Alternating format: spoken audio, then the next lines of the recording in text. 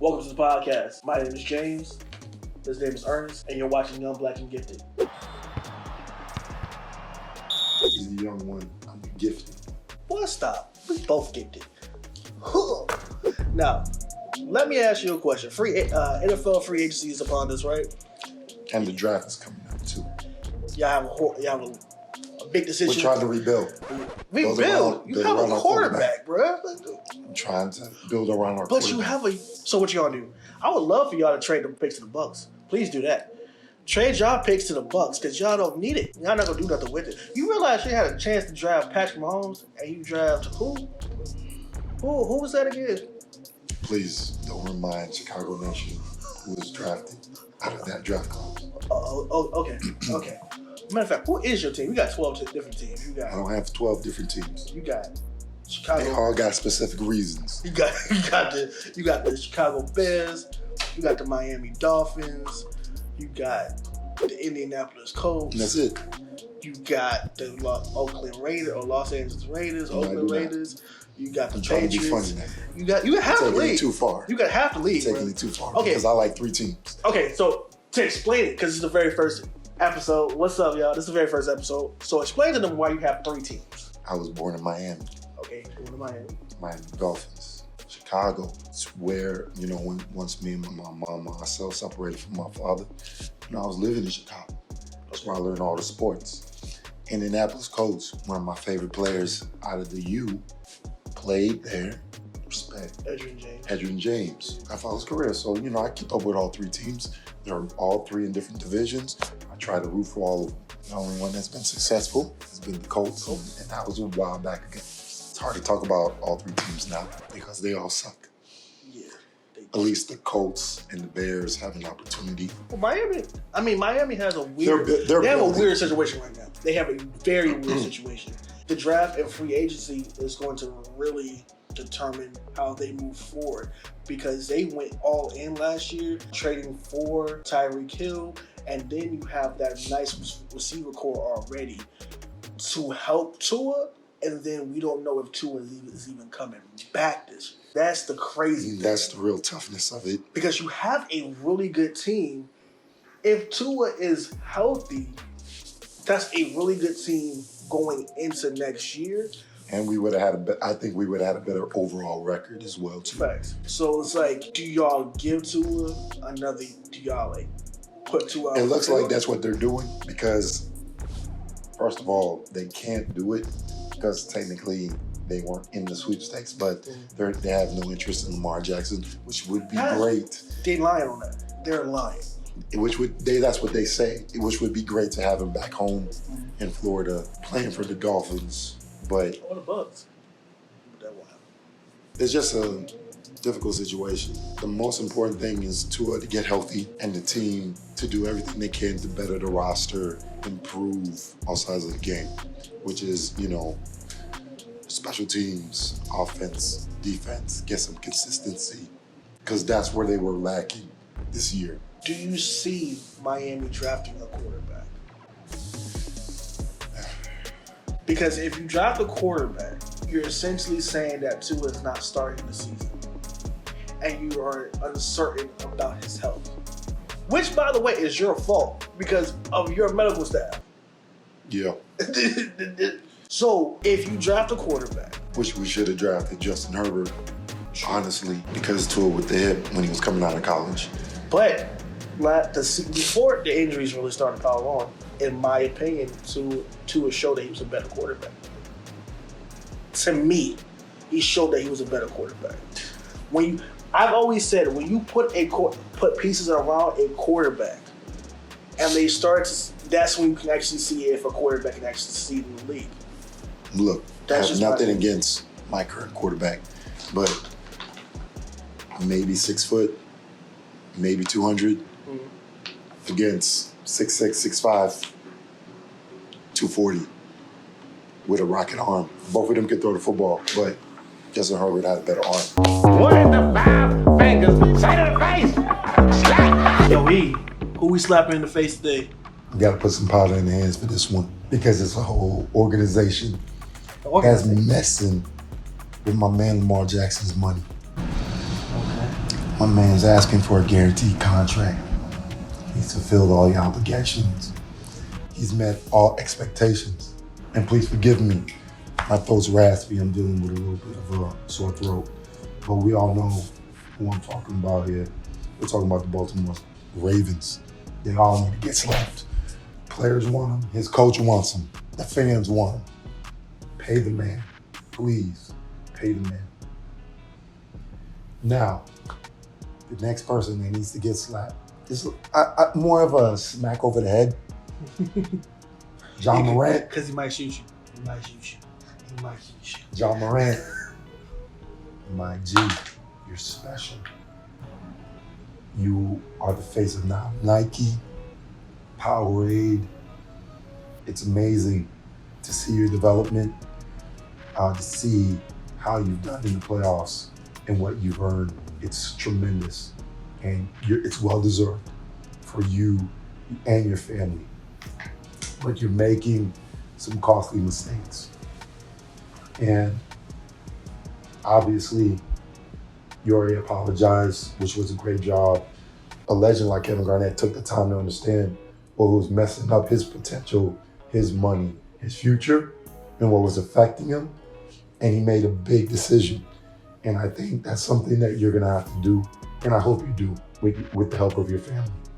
So whatever you gotta cut out. A friend, a group, whatever it is, do it because you are special. You mean so much to the league, and you're one of the bright faces of the league. So just a little smack over the head, just to wake up. But I think he has, after all the investigations and whatnot. But I think he's going to get it together. So that's why I say a little smack, little smack, Little smack. little smack. All right, so we have something that may be historic coming up on the horizon, right? So in the NBA, we have Joker. He's a leading MVP favorite again. So that would make 3 straight Right.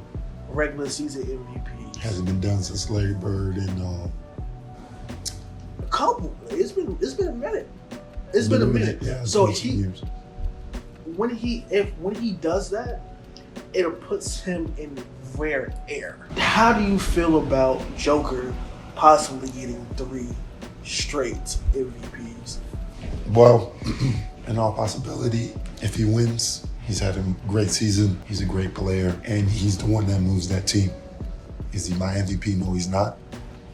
I know Giannis is missing time, and I understand the team plays well without Giannis, but I think Milwaukee, with their record and what Giannis does on the floor, I think Giannis or Embiid, especially Embiid, how they both affect the game for their respective clubs, Philly and Milwaukee. I think it should be either one of them. To me, those are the 2 that, should have it. But, Joker is a great candidate. It's the same thing with him. That team moves, the needle moves when he moves, and the team really, really moves well around him. But to me, the type of season that Joel Embiid's having again and what Giannis is doing, I just feel it should be between Giannis and Embiid, my personal opinion. If Joker wins it a 3rd straight year, he'll be in rare air, Larry Bird realm and whatnot. Now the thing about it is, for that, you really got to push and really got to get your team past the hump. They've always had a great balanced team. I know they've dealt with injuries, but Jamal Murray, Michael Porter Jr., Caldwell Pope, just that whole team, how balanced it is with his ability. He's really got to step up as not only the MVP, but the leader of the team and really get them going, get them past that hump. And it's not going to be easy. Oh no, the West is crazy. The West is just crazy right now. If you mess around and you get like a Lakers team, even though the Lakers they're my team, but they're dangerous. They're dangerous. I agree, they're dangerous. And then you You have the Warriors, they're getting healthy. You have the Memphis Grizzlies. Well, if Jaws with the team. Well, he's going to come back. He's going to come back. But you have teams just getting better and better. And a lot of teams have improved, like Utah. So there's a lot in the West to deal with. In your eyes, what would be considered a successful playoff stretch? Does he get to the NBA Finals, wins it, or does he get to at least to the Western Conference Finals? Or people can say, hey, at least it's because it's we can say, okay, we gave him 3 MVPs. He actually did what he needed to do in the playoffs. The thing for me is, okay, he wins his third. He gets to the Western Conference Finals. They're just going to say, oh, man, this is devastating, especially for a 3-time MVP. It sucks, you know what I mean? Because he didn't get past that hump. And, other teams, just like his team, have been dealing with injuries and whatnot.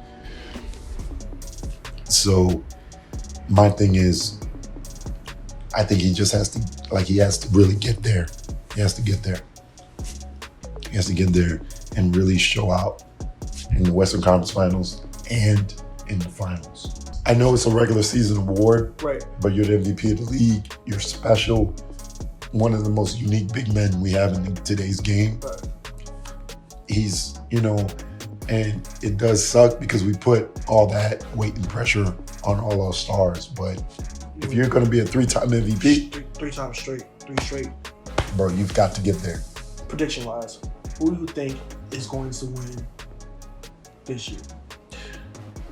If I had to put my money on it this year, representing the West, I am going to go with Phoenix.